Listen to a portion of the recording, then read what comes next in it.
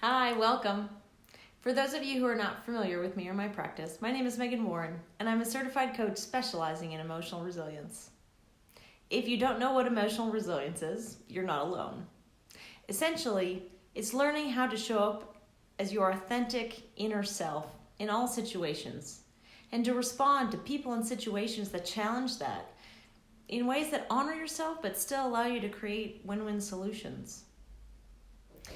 They say that life gives you what you most need to learn, and as I scored under the average for, emotional resilience in the beginning, let's just say that understanding, understanding the journey before as well as after, that's part of what makes me really good at seeing through my clients' struggles to their strength and their ability to create that emotional stability for themselves. In addition to being an emotional resilience coach, I'm also an expat single mom, and my background is in public health and business development. I'm putting out weekly videos, and the content is really designed to help you work through or navigate a variety of the challenges that we encounter in life. So if you want to stay updated, subscribe to my channel. In this video today, we're going to be looking at self-love and self-compassion. Now, I posted some things on this topic a while back, but it comes up in 99% of my discussions with clients. Whatever my clients initially present with, so whether they're stuck and they can't see where to take their career, they can't figure out where they want to go, or, maybe they're unhappy in their relationship or their marriage, or maybe it's that they want to develop self-confidence and they haven't got any. It's always that there's an inner conflict at play in which their desires are struggling with their sense of duty and what's possible. And so most of my clients, and this used to be my specialty too, use their inner critics, those inner voices that spout shame and guilt and absolute condemnation of whatever it is that we want or feel. And that works perfectly, of course, because it gets you to shut down and deny your desires and shut down and deny your feelings. And it maintains the status quo. And staying stuck a long time can lead to an absolutely furious struggle that sometimes isn't even specifically directed at any one person or thing. And it can feel like wrestling with an invisible spider web. I mean, at times, you're drenched with sweaty effort, right? And at other times, you're just cold, kind of hanging limply in the midst of that conflict. Rihanna has a song actually called Complicated that I always thought was about loving someone else, but after meeting with a client and talking through this, I see that the song actually fits perfectly with the metaphor of self-love and struggle. So in this video today, we're actually going to examine one of the lyrics in her verses. So the song goes, "I'll throw my hands up, because baby I tried, but everything with you is so complicated. Sometimes I get you, sometimes I don't understand. Sometimes I love you, and sometimes it's you I can't stand." And it's really that last line, "it's you I can't stand," that speaks of the self-loathing that, that internal judo match it creates. I mean, you dislike yourself for not being able to toe the line. If you could just be happy with your life, if you could just do what they expected, things would be better. But then you also hate yourself for selling yourself out all the time and not standing up for your needs and your desires. And then how much time do you spend punishing yourself? In your most secret heart, right? You're aware that you don't measure up. You don't respect yourself. You don't think you have much to offer, to be honest. And you don't really like yourself. So you're not able to see yourself as the singular, amazing human being who deserves to be treated with compassion. No.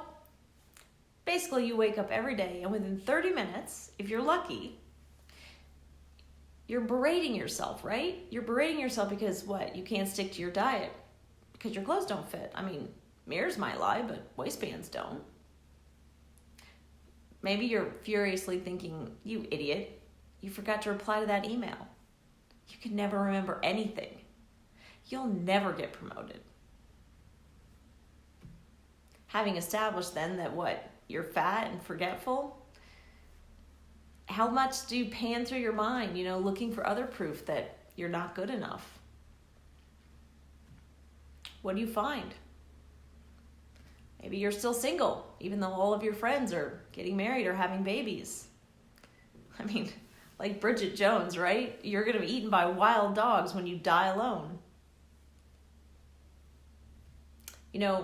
Maybe the thought that rolls through your mind is, you jerk, you didn't call your friend back. I mean, it goes from there. Sometimes the thoughts they run the gambit, right? From you're running late for dinner, so you didn't walk the dog long enough, so you're absolutely selfish.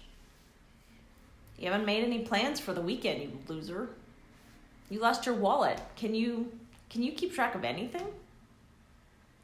And then essentially within an hour of being awake, that fully loaded freight train, right, of negative self-perception and negative thoughts, it's off and it's running down that track. And it's no wonder that you don't feel like being with yourself, much less in your head. Because the voice in your head speaking to you in that tone again, and oh yes, you know the tone. The one that, causes your lip to curl up in disgust. Mm-hmm. It's the tone that causes your stomach to tighten when you hear it. It's the nonstop barrage of vicious comments. It picks up speed. So it starts in the morning and then it just picks up speed throughout the day. There's no stopping this party train. And you don't think those comments are vicious? Try them out on a friend or colleague the next time and see what reaction you get. Basically, if your mother's mouth would drop open, if you spoke to her the way that you speak to yourself, you need a self-compassion break. A self-compassion break. What kind of woo-woo nonsense is that? Yeah, it sounded pretty woo to me too the first time I tried it. I almost reached for some chocolate, but then I realized that chocolate's not serving me because it doesn't change anything, right? There's a momentary taste in my mouth that diverts me from the thought. But I was tired. Like back then I was tired of the same old. And I was craving sustainable change, not cheap chocolate. So, woo or not, I tried it. And it was bloody uncomfortable. But it worked. It absolutely worked. So, Dr. Kristen Neff puts out a lot of different tools, and you can watch some of her videos to sort of learn and practice self-compassion. Now, I'm going to explain one of her exercises that I personally find really useful. So, in step 1, you identify something that hurts. And you admit that it hurts, and you feel how it hurts. You think of a situation that's causing you stress. If you aren't aware of feeling stressed, well, when was the last time that voice popped up in your head? Try to bring back the physical sensations, the feelings, the emotions, and the thoughts that you had in that moment. Don't try to change them, just sit with them. Yeah. It does, you're right. It seems a little counterintuitive to be bringing back exactly what you're trying to avoid.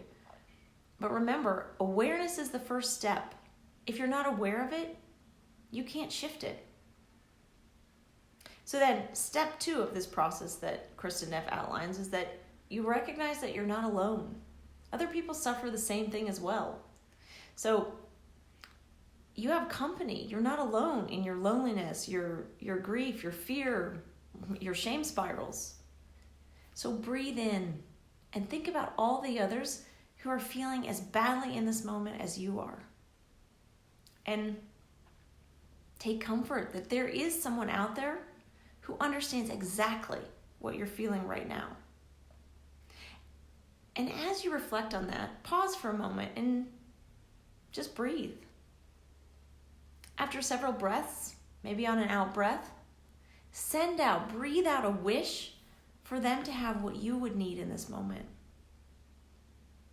And then move on to the final step. And this final step is simply to be kind to yourself as you would be to them, to the other people who are feeling exactly like you are. And use that to look for ways to soothe yourself. if you don't have something physically calming that you do regularly and that is healthy, think back to what worked when you were a child. So for me, that's brushing my hair. Laying in bed and just running the brush through my hair. I find it very physically calming. What is it that you need to hear to make yourself feel better? Tell yourself those things. Give yourself grace. Forgive yourself. Stop and recognize that you are trying your best. Inverse the adjectives that you are using.